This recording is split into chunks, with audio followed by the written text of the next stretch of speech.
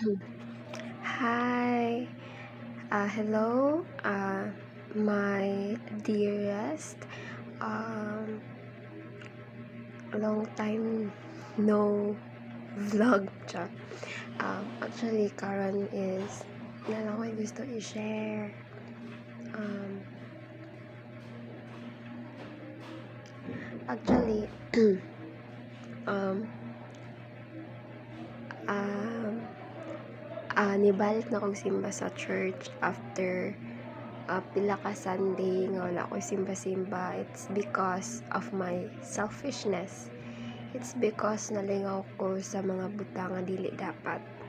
And it's not my first time na backslide. Ikaduha na siya.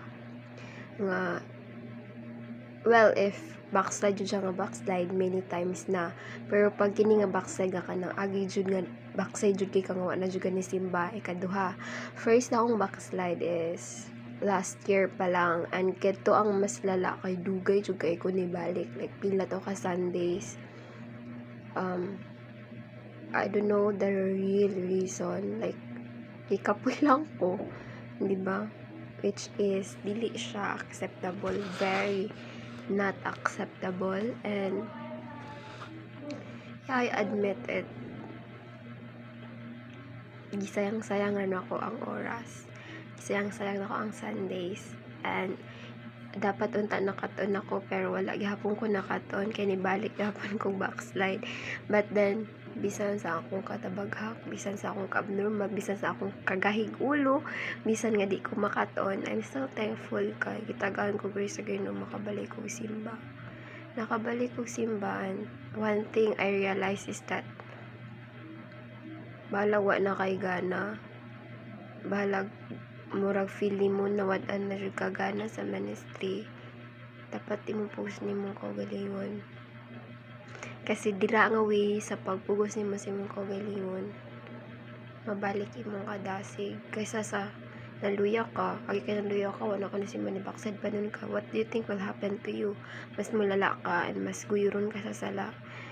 Kasi karon mura ko puno sa guiltiness sa Ginoo, and then feel na ko kay daghan kay kong pagkulang, and hindi lang yan feeling, tinuod yun na siya. And then nawala ako bitang testimony, naguba, lisod na kayo siya balikon. That's what I'm telling you. If maguba imong testimony, lisod na kayo na siya balikon. And nasa huli ang pagsisisi jud, kasi feel ako daghan kay kong gisayang nga mga blessing and opportunities, and daghan kaayo. But maybe dili pa ulahi ang tanan, and not maybe dili pa jud ulahi ang tanan. It's okay nga ma-backslide. It's okay. It's really okay. It's part of your growth, and there's nothing wrong with that. Balik lang. Push yourself even though